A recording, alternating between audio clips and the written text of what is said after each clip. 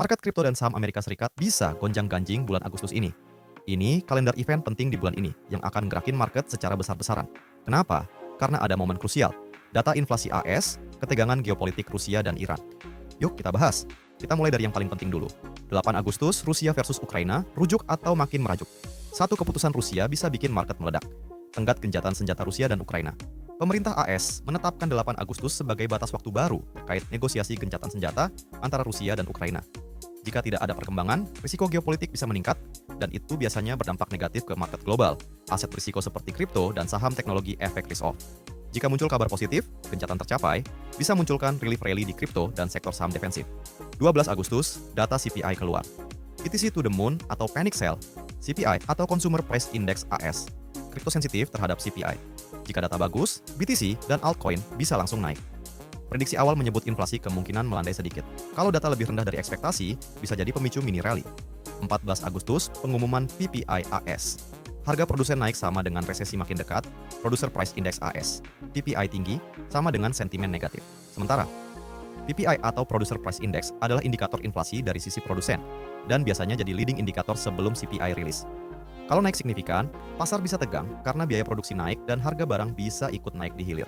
Dampak ke saham AS adalah PPI tinggi, sama dengan inflasi naik, sama dengan risiko suku bunga naik atau bertahan tinggi.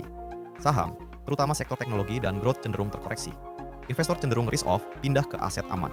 Sedangkan dampak ke kripto juga bisa terdampak karena dianggap aset berisiko tinggi. Sentimen negatif, potensi penurunan harga kripto. Tapi kripto bisa pulih cepat kalau data CPI atau kebijakan The Fed nanti lebih dovish. 21 Agustus, The Fed bicara, Jackson Hole bisa jadi pemicu bull run.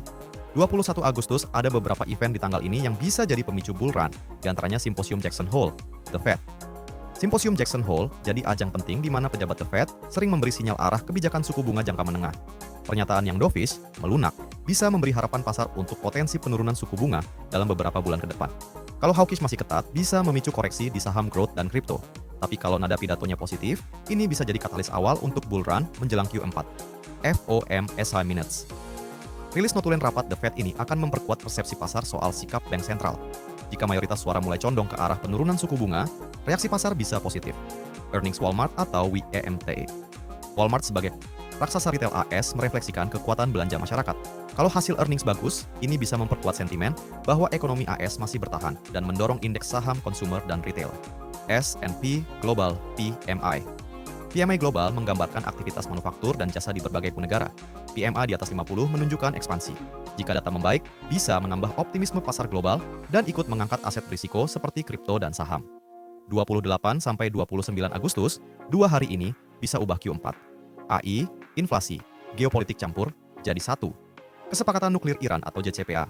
Deadline terbaru untuk kesepakatan nuklir Iran bisa berdampak besar ke pasar energi dan geopolitik. Jika kesepakatan gagal, ketegangan bisa meningkat dan menyebabkan efek risk-off. Tapi kalau deal tercapai, bisa jadi katalis positif untuk stabilitas global dan penurunan harga minyak. Relief rally bisa terjadi di saham global dan kripto jika ketegangan mereda. Earnings NVIDIA and the ALL. NVIDIA adalah pemimpin sektor AI dan semikonduktor. Earnings yang kuat bisa memicu rally di saham-saham AI dan juga altcoin bertema AI, seperti EVET, RNDR, AGX.